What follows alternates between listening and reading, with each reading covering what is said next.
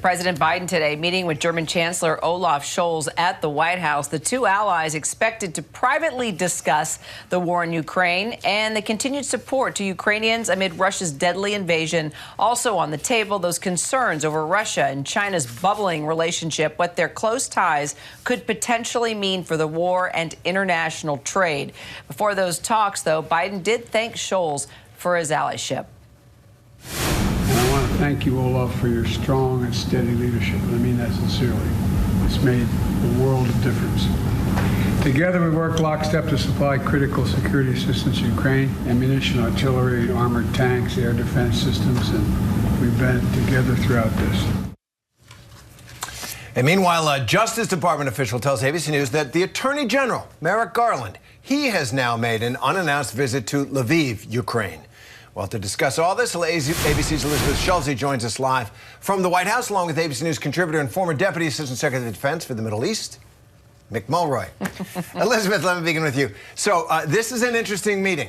You know, Germany has, since World War II, a tradition of non-involvement in war, and their military has been kept small. But this was a strike at Europe, the Russian invasion, and he's been pressured to get more involved, essentially to pick a side here.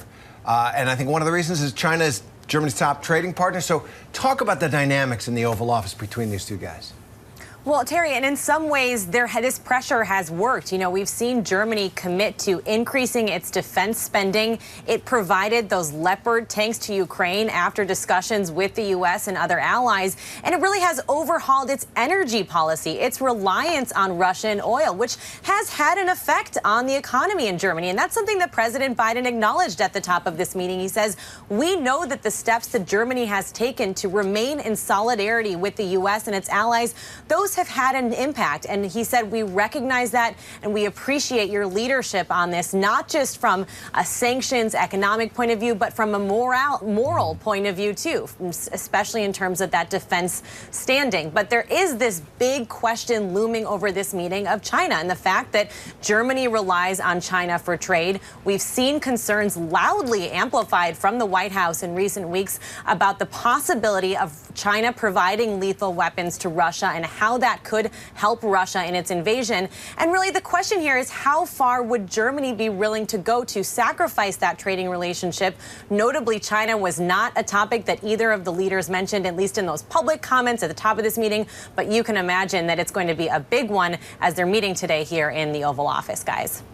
And Mick, just to stick on the issue of China, what would it mean for the future of this war if China does decide to step in and provide this lethal support to Russia? And also, you know, does China really want to risk that? And because clearly the relationship with China and the U.S. would suffer tremendously.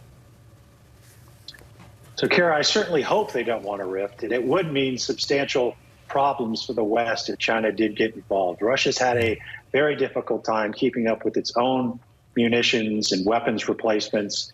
They've even gone so far as to purchase stuff they sold to North Korea 10 years ago. So if China kept this free flow of munitions and weapons into the Russian fight in Ukraine, it could, essentially help Russia substantially, and it would definitely prolong this war even longer, which would, of course, cause much more civilians to be killed and injured. Yeah, it is becoming really the global confrontation between the democracies and the autocrats. But I want to get your thought on how President Biden is handling this.